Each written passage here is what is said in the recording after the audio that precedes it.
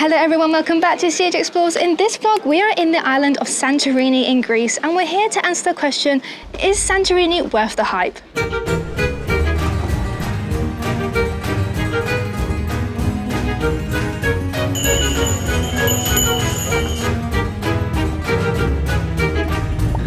We're in the main town square now, and it is super busy here. We are in the off season now. It's like the 4th or 5th day of October, and it's still super busy. There's a lot of people. It's very commercial here. A lot of restaurants, a lot of signage, and people sort of like trying to hustle and get the customers in. Table for two, and it's a little bit hectic. But we did expect this. We did expect this of Santorini. Yeah, I can't believe how busy it is. And to say we're in October, like I feel this place in July, June, August would be absolutely rammed. I think we've come at a better time now, haven't we? Yeah. Definitely.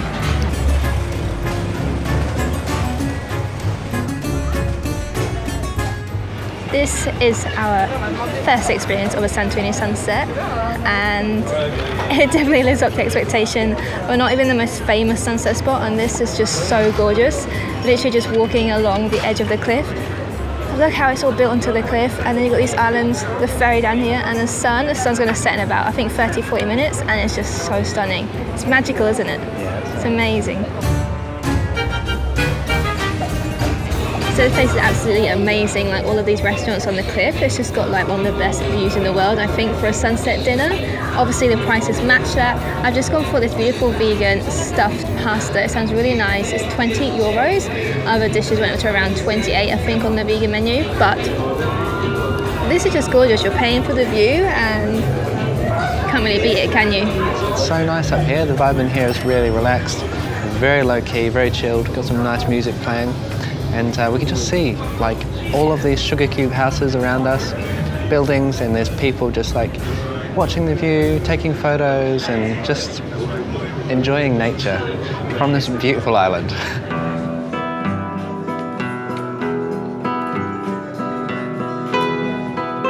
Dinner done, the sun has set, the moon has rose, and now we are just kind of enjoying the vibe, aren't we? Really nice and chill here. We've got a beautiful like orange sliver across the horizon, and we're just planning our day. Tomorrow we're going to pick up a scooter. We're going to spend the whole day exploring Santorini. So don't feel like you're going to miss out if you think you might have picked the wrong restaurant. There's so many to choose from here, and I think pretty much all of them have this amazing sunset view. We spoke to the waitress who served us at that restaurant we went to, and she said that actually she's seen some of the best sunsets that she's seen this season, this time of the year, so sort of like late September, October. If you're looking for a good sunset, maybe that's the best time of year to come. I think she was saying just the way that the sun moves over the horizon, it's a little bit more interesting rather than just straight down.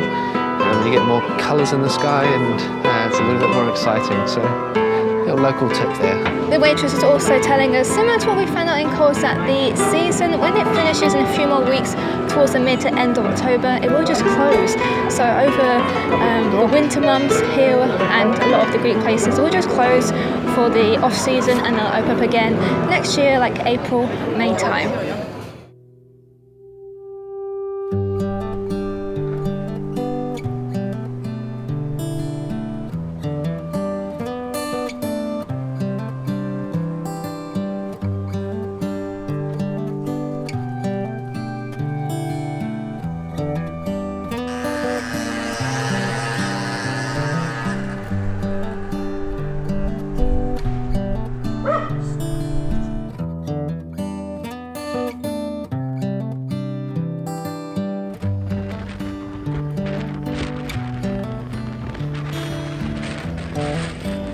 We are hungry, so our first stop today is Karma Greek, and it's this beautiful little cafe in Aya, and it's just lovely here. It's just really beautiful. Like the cafes here just have a really nice aesthetic vibe. There's pussycats in the sunshine. We have a fish pond next to us. It's just really lovely, and we're just feeling the sun. We've got a coconut mocha, delicious.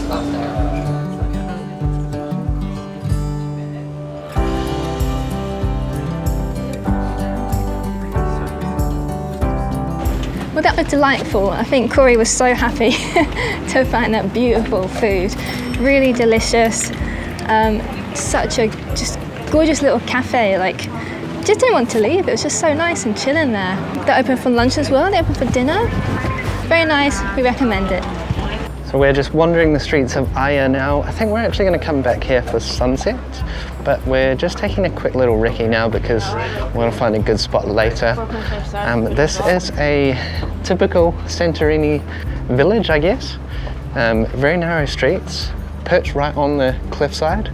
We're actually on the edge of a caldera, like an ancient volcanic crater.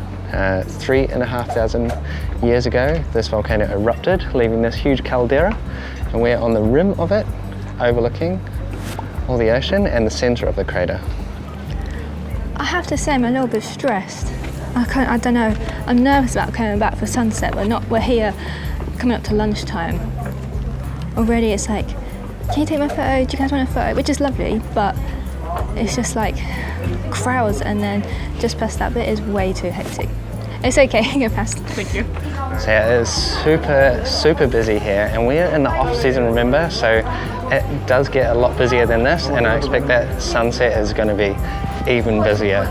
But we are going to go to the famous picture spot now. This is where you see the 3 blue domed roofs. If we just jumped on Google Maps and we just kind of like had a look, and there was a photo point on the map, and it's got the iconic shot. We actually went to satellite images and found the 3 blue roofs, and then just to the south of that is actually the photo spot. So we're going to go there now, see if we can find the shot, and it's probably going to be super busy as well, let's be honest.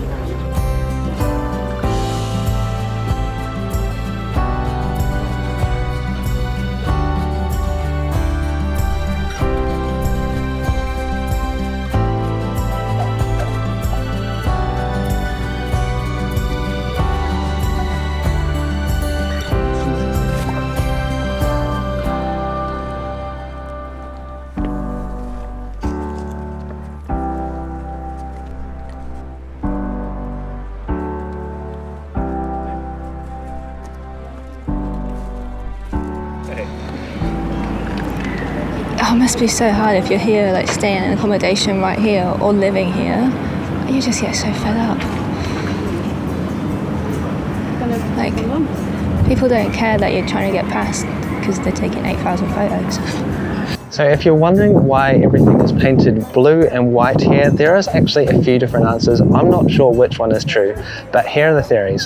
So in 1938, there was a massive cholera outbreak in Greece, and it was mandated that everything be painted white, everything whitewashed in Greece to kind of reduce the spread. Another theory that is in 1967, the rise of a military power thought that the blue and white represented or promoted their military beliefs. So that was another reason. Another reason is that there is a cleaning product which is blue and mixed with the limestone. It made this blue color, so everything was painted blue on the roofs. And that was a product that everyone had readily available in their homes. And the last theory is that the white reflects the sunlight, which makes it very nice and comfortable to live here in the summer months when it's really hot and really sunny, because it reflects the sunlight off the houses. So not sure if you're Greek, maybe you can tell us why. Just too busy, I don't like crowds, I think that's the issue. Can I just say that this is exactly what I predicted? I know, Corey's like, don't go Santorini, we're really busy, you'll be mean, and I was like, stressed. he's like, yeah, but we should just go because it's Santorini, and Corey's like, you won't like it, and I came. Should have stayed in Coles.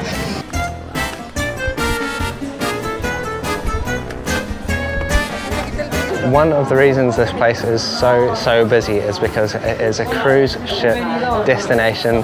Currently there are 4 cruise ships in the harbour, or in the crater below, so you can imagine how many hundreds and thousands of people are all getting tendered straight to Santorini Island and exploring these narrow little streets. It makes it super busy, so yeah, you're not only dealing with the people who are staying here, you're dealing with the cruise ships as well. It's definitely beautiful, but oh my, I'm stressed. Oh,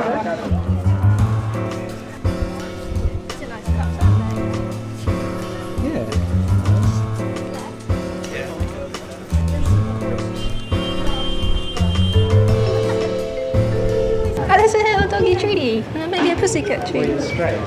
The one thing that we really love about Greece is they take such good care of their animals.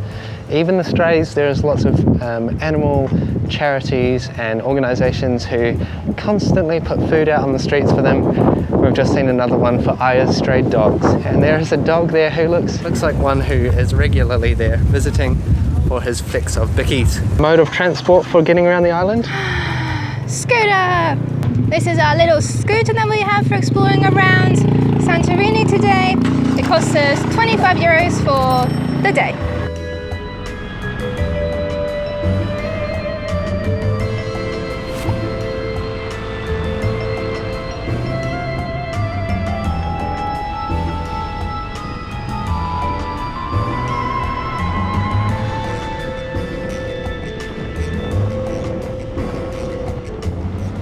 We have driven now down to the south of Santorini, and we have come to one of the main kind of famous beaches. It's called Red Beach because of this red volcanic rock. It's actually a little walking distance, so you park here, then as you can see, people are walking like around that cliffside. So I'm not really sure what to expect. I hope it's really red. Let's go check it out. Pretty windy drive over here from up the north. There is a prevailing north wind here on Santorini, and I think that's why Fira is built the way that it is. It's kind of protected by some cliff top, and then the village kind of like slopes down the southern side of the hill. And that is for a very good reason, because most of the time, very strong northerly here. We are in the middle of the ocean. So yeah, you need a bit of protection from the cliffs. And that's what you get on this massive caldera, this volcano crater that we are currently exploring. Life is a winding road. It does feel very volcanic. It's quite a nice view actually, looking back. And the water looks pretty nice, doesn't it? Now we're a bit more sheltered. People kind of just like going down, jumping and swimming in. The wind is back now, we've just kind of gone up that little cliff. But, oh, I see. It is like a red beach. Ooh. Even if I'm falling down, I will keep on searching for my highs. You can say I lost my mind, I will keep on holding my head high. Even if the sky is falling. It's quite a treacherous path going down here. A lot of warning signs as well, saying danger, falling rocks, you might die. Let's hope it's worth it.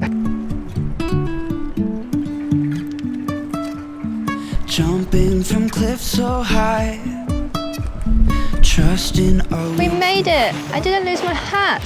Well done. Might have flashed some people though. So this isn't your typical golden sand soft beach. This is like small, tiny little volcanic rocks. Little bits of red, little bits of black. So I think from afar you can see more of the red, and when you're close up it looks a bit of a darker, more of a black red, but it is very volcanic and it actually looks really cool. You see the red rocks are kind of melting into the really nice blue turquoise waters. So it isn't very impressive. It's not your typical beautiful, you know, golden sand beach, but it is still very unique. even if the sky is falling. Well, I think that was our experience of Red Beach. Done. Something a bit different to do with Santorini other than like just going through the towns, you know. So a little boat has turned up shouting, "White Beach, Black Beach," and I guess that's like the little kind of tour boat, ferry they can jump over and go and see the other beaches. Even if the sky is falling down, even if the sky is falling. Not far from Red Beach is a nice little town called Akronhiri. It's quite quiet here, very quaint, and we just found this nice little cafe and we've come here for some lunch because we are pretty hungry. Very classic Greek things, like those pretty pink flowers.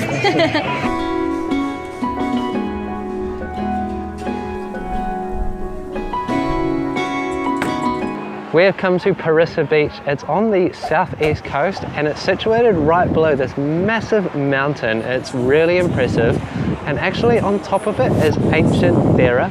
That was the name of the island of Santorini in old times, and that was an ancient settlement here we have a beach, and it is beautiful. It is a black sand beach, and we actually have some nice waves rolling in. It's a little bit more sheltered here because of this huge mountainside, and it is a blue flag beach, so the water is nice and clear. You can trust it is going to be quite clean and you won't get sick from going in the water. But back here you have a lot of restaurants, cafes, again, lots of accommodation, lots of people trying to make money off renting vehicles, safaris and bikes and e-scooters, but a cool place to visit on the southeast side of Santorini. We have come now to the far end of Perissa Beach, and really just to look at the views. There's like this big mountainside next to us. You can see that the sun is coming down, so soon we'll have to race and find a sunset spot amongst the crowds. But we are just enjoying it here, and we're gonna, I guess, make our way back up the island towards either Fira or Aya.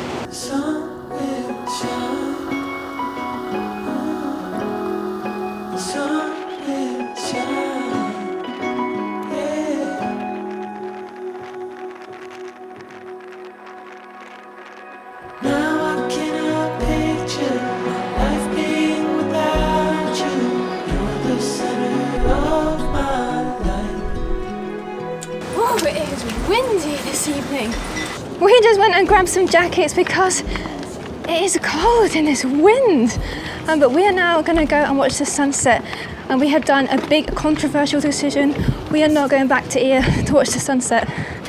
We are going to go back to where we are in Fira, to the coast, the cliff sides, not far from here, like a 15-minute walk, because it was so busy and stressful earlier.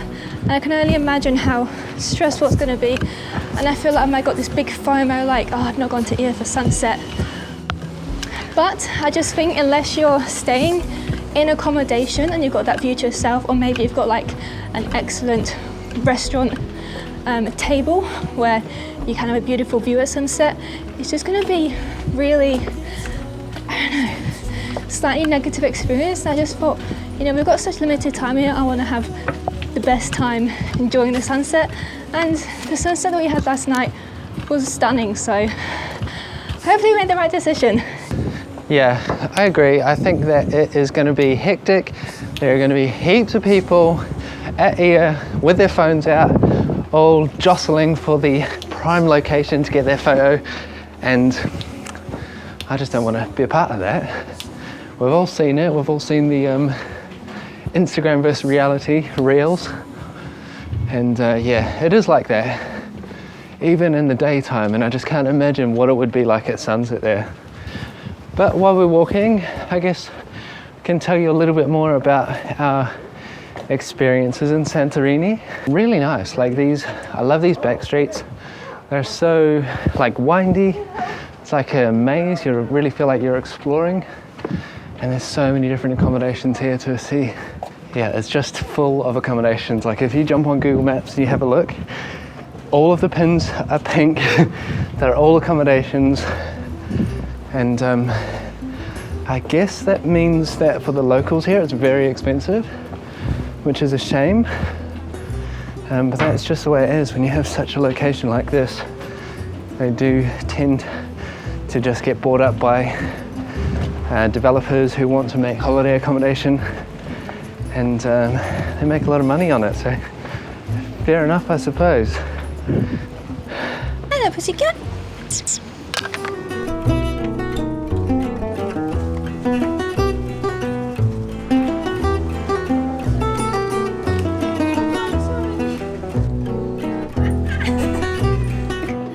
I'm sorry, pussycats. I'm sorry. Look at it. I feel bad. Following you like Oh this. no. Monkey. Oh. Oh my god, parkour. What a cool place for cats to explore.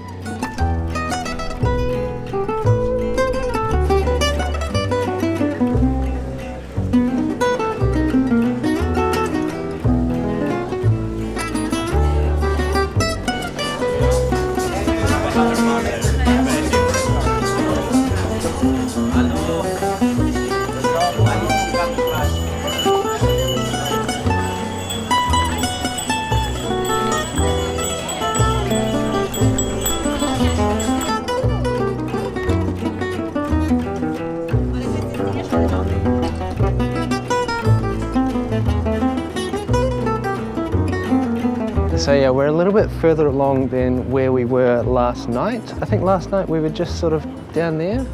But I think this is actually the donkey path, because on the footpath below, you can see kind of like ground up donkey poo. And there is a pathway which I think leads all the way down to the port as well. So there is a bit of a smell here. And I guess this leads all the way down to the port.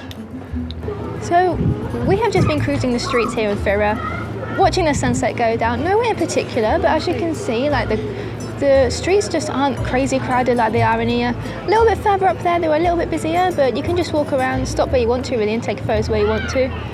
All these lovely restaurants on the edge too. I think that is the perfect way to see a sunset. I think the way we did it yesterday can't be beat. Find a nice place to have a dinner with a sunset view. You get food and you get a sunset. Both amazing things. Ah, look, that's the cable car that goes down to the little boats that go to and from the cruise ships.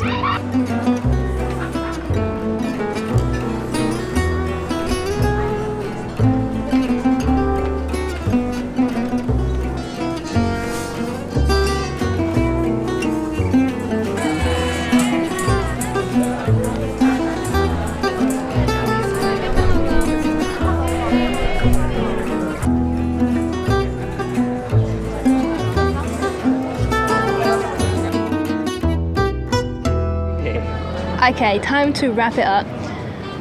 Is it beautiful? Yes. Is it touristy? Yes. Is it busy and crowded? Yes. Are there some beautiful accommodation here? Yes. Is there some beautiful restaurants here? Yes. I think if you want to come and have a really nice getaway or romantic getaway, splurge and get a beautiful little accommodation where you can just enjoy the views all to yourself without the crowds. I think that would definitely be worth it. A little honeymoon break maybe. We have seen an amazing accommodation here, like it just looks so nice. With the pools. Yeah, with the pools, like private pools, like with that view. I think we made the right decision and just staying here for sunset. I think for me it was just so crowded and so overwhelming. It just took away from the experience of watching the sunset. But still go to here and just see what it's like. I think Fira is a great place to stay though, because it has everything you need here, and then you can just pop on scooters and go to like all the places around the island. Santorini, is it worth it? It's a little bit pricier, but it's definitely not as pricey as other places we go to. Like I've heard Mykonos is actually the most expensive Greek island. We haven't been, but I think if you're going to go anywhere that is famous as a holiday destination like Paris or Venice, you're going to pay the same prices. Is it worth the hype? Yes. Is there some social media trickery? Yes, but I think we all know that by now. Great place to come if you don't mind crowds. Panic! Panic attacks!